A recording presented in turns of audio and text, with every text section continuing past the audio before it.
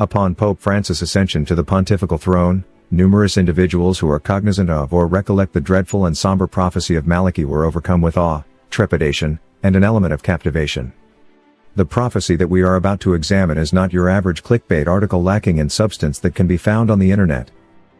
As you attentively consider the following, you will come to the personal realization that a discernible feeling exists that this notion is materializing amidst the current complex circumstances.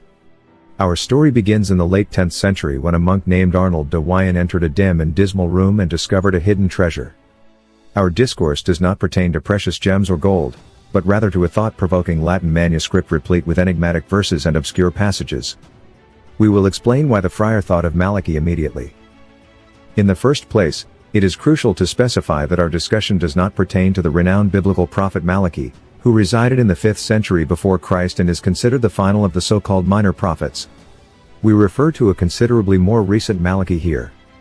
It is attributed to him the renowned prophecy of Malachy, whose original Latin title was Prophetia Sancti Malachi Archiepiscopi, de Summis Pontificibus. He was the Archbishop of Armagh, a spiritually significant capital city situated in Ireland during the 12th century, and author of 112 brief mottos in Latin that delineated the existence of numerous popes, including anti-popes, from the reign of Celestine II until the end of time. Notwithstanding the viewpoints of those who regard Malachy's list as an enigmatic text devoid of definitive information, it possesses evident correlations with actuality that transcend its mere evocative depiction of historical occurrences. Numerous critics contend that the references are unexpectedly precise, notwithstanding the apparent obscurity of comprehension. Carefully consider the following examples of evocative passages concerning specific popes. It is said that the motto Ex Castro Tiberis, from a castle on the Tiber, commemorates Celestine II, who was born in Città di Castello, or Tifernum in Latin, on the Tiber in the 12th century. The motto Ex Magnitude Montis, from the mountain's grandeur, honors Pope Eugene III, who was born in the mountainous town of Monte Magno. The motto Draco de Precius, the dragon defeated, is derived from the coat of arms of Clement IV, which depicts a dragon grasped by an eagle. In reference to the subject matter of our video, the following expressions are pertinent. De meditate lunae, of the middle stage of the moon, is a reference to Pope John Paul I, 1978, whose pontificate lasted precisely 33 days, the length of a lunar cycle. The motto de labor solis, of the labor of the sun, is a reference to Pope John Paul II, a native of Eastern countries whose life was beset by a variety of agonizing ordeals. The motto Gloria Olivi, glory of the olive, pertains to Benedict XVI, inasmuch as olive trees are a clear reference to the Benedictines, renowned for their particular care devoted to these splendid trees. The motto in persecution extrema sre sedebit, he will reign during the ultimate persecution of the Holy Roman Church. This phrase alludes to Pope Bergoglio at this time, implying that the Church is poised for its darkest hour, when it will be persecuted by an anti-pope who, in the opinion of many, is Pope Francis.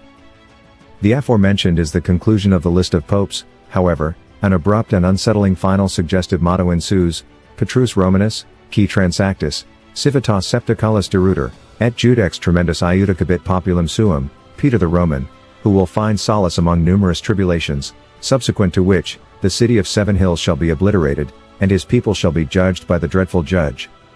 End. The term end reverberates with apprehension, signifying not only the straightforward culmination of the enumeration but also potentially much more than a mere temporal progression. Are the days of the apocalypse approaching in reality? Without implying a particular attribute of the Pope, the nomenclature Petrus Romanus could potentially signify the Pope who is in Rome. During ancient times, differentiating the Pope of Rome from potential schismatic anti-popes in other parts of Europe was an essential requirement. The aforementioned events are consistent with those prophesied in the Apocalypse, where the universal judgment precedes the devastation of Babylon the Great, a city constructed atop 7 hills.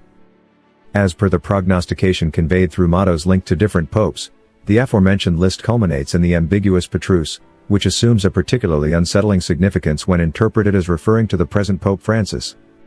Consequently, what then confronts us if this is the case? Will the Church perish, and as a result, will the end of times arrive? Without a doubt, Pope Bergoglio's pontificate has been marked by difficulties from the very beginning, and the Church has been confronted with periods of extreme unrest.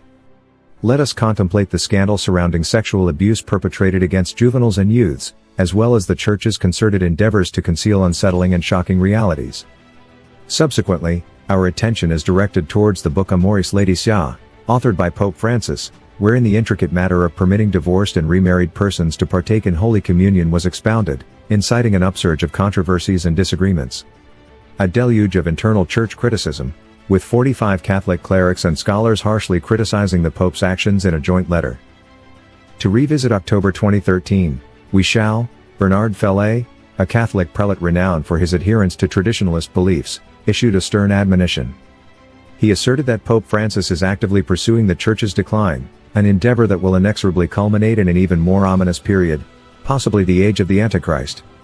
The most devastating blow to Pope Francis's person was delivered on August 25, 2018, when former Apostolic Nuncio to the United States, Archbishop Carlo Maria Vigano, criticized him in a scathing letter of accusations for neglecting his responsibilities in the Church, specifically in regards to the sexual abuse allegations against former Cardinal Theodore McCarrick. The letter made no room for ambiguity. The author demanded the resignation of the Pope. In regard to the present, it is critical to bear in mind that the contentious discourse surrounding Pope Francis transcends the confines of the Vatican. It has had a profound impact on both the internet and YouTube, galvanizing civilian scholars, cardinals, priests, and bishops into outspoken detractors. Conservative organizations and media outlets such as the Remnant TV and Church Militant, which are polarized within the Church, hold vehement opposition to Pope Francis and his modernist views. Pope Francis, according to the most fervent conspiracy theorists, may even be an anti-pope, not the first in the history of the Church, and we await a moment of apocal transition or even apocalyptic advent following his dark and troubled pontificate. Please share your thoughts and sentiments regarding this content in the comments section. We look forward to reading and engaging with you. I appreciate your attention and wish you a prosperous journey of faith. Thank you for watching this video. If you enjoyed the content, please share it with friends and family, and subscribe to the channel to stay updated on new releases.